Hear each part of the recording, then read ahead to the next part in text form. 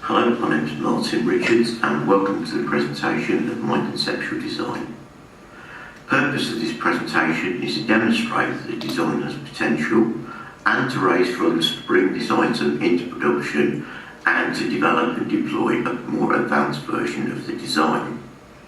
For this experiment, we've been tasked with using the concept illustrated within Predominant 2, Beyond Radical Design by Dun & Bradbury, Speculative Design by Benedict Singleton, Accelerate by Williams and Shrewsbury, and the modular handout acceleration.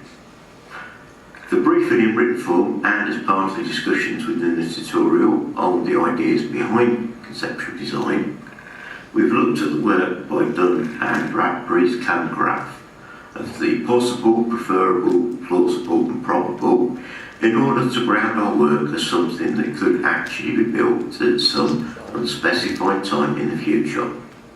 My own particular idea is one that draws on a future idea that's been with us since the first series of Star Trek, but has always been just around the corner, that of a universal translator. And we've been studying the concept of acceleration and that it's possible to introduce ideas, concepts and technologies such that they will impact on the development of mankind by the acceleration of social change through positive feedback as outlined in Acceleration Manifesto for Acceleration Politics by Williams and Schneck. In para 2 of the essay, they talk about planetary climate system, hot and cold wars, governments pursuing certain policies and the impact of the policies on the former middle class of the global north. In para 2 they talk about hemorrhagic global political ideology, and para 3 they introduce other philosophers such as Deleuze and Gautier, recognising that capitalism speeds deterritorialisation and territorialisation on the other hand. In short, it's global, it's all languages, and it's everything that can affect society. Now, para 5 and 7, they start the works of Marx and Lenin, and include a piece originally published by Lenin and Pravda in 1918. I'm just going to read this piece out now. Социализм немыслим без масштабной капиталистической инженерии, основанной на последних открытиях современной науки. Это немыслимо без плановой государственной организации, которая держит десятки миллионов людей в строгом соблюдении единого стандарта в производстве и распределении. Мы, марксисты, всегда говорили об этом. И не стоит тратить 2 секунды на разговоры с людьми, которые этого не понимают. Анархисты и хорошая половина левых социалистических революционеров. What you've just heard is the same text from the handout, but it's in its original Russian. Not only does Russian not share any common language roots with the English language, but it also uses a completely different alphabet. So you see, acceleration is not just the concept censored in this country and the English. Rather, it is the stated within the full study text we've been given a global issue, and that has been addressed by philosophers in a number of countries working and publishing their own native languages. As such, all of their work that we've become familiar with has first of all had to be translated into English. If it had not been possible to translate between one language and another, the concept of acceleration and in fact society as we know would be very different. And it is this aspect of life that my conceptual design is designed to impact and to accelerate societal change, not just here but everywhere. And to quote the motto of the BBC, let nations speak peace into nation, as without communication, nothing else matters. I've chosen to call my device a RAT. That's a real-time automatic translator. And again, it's not a new concept. Indeed, it's been with us since the first series of Star Trek with Universal Translator.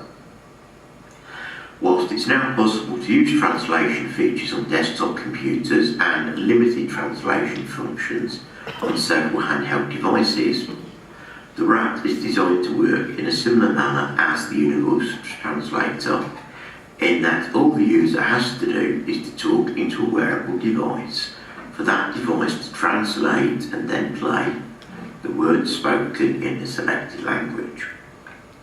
In this manner, two people can hold an actual conversation across various languages. As the device translates backwards and forwards between languages, the conversations are recorded and played back through the augmented reality glasses, allowing the person to check for errors and to assist them in actually learning the language.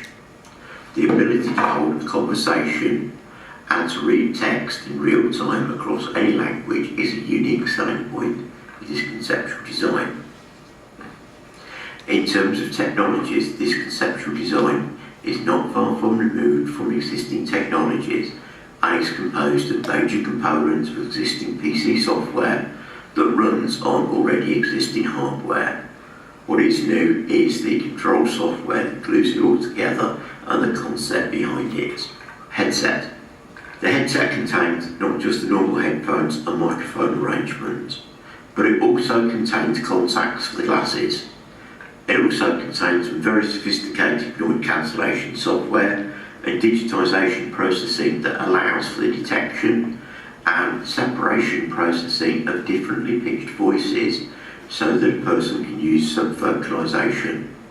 It's this sub-vocalisation trick that makes the whole thing work.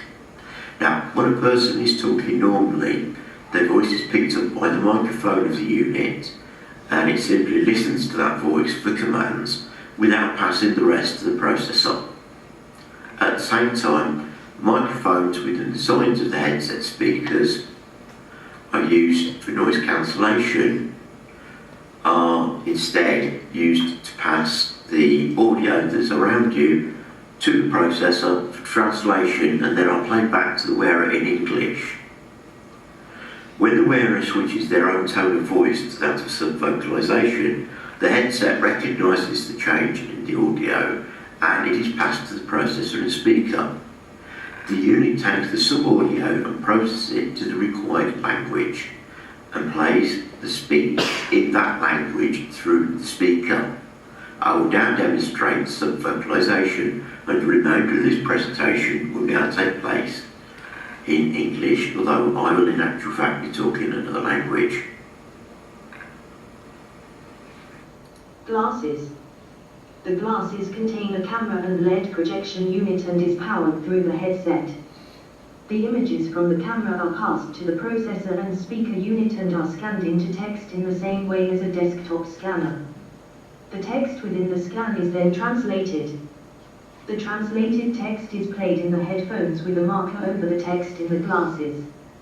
We looked at overlaying the original text with the translation, but in practice this looks confusing. Processor and speaker. This is the brains of the device in that it contains a computer, battery and loudspeaker. The unit runs on a version of Windows and contains parts of Dragon Naturally Speaking alongside ABI-OCR software plus Babylon translation software. What's new though is the core software that brings together these products in order to carry out the translations in real time and enable a two-way conversation between people who could not previously understand each other without help from a third party. It is hoped that such a device could eventually be ported to mobile phone technology, although this would require an increase in processor power within not just phones but also within the digital headphones. In addition, the usage of an auxiliary microphone to pick up and discriminate the use of sub-vocalization would be needed. And that ends my presentation. Crap video. I'll give it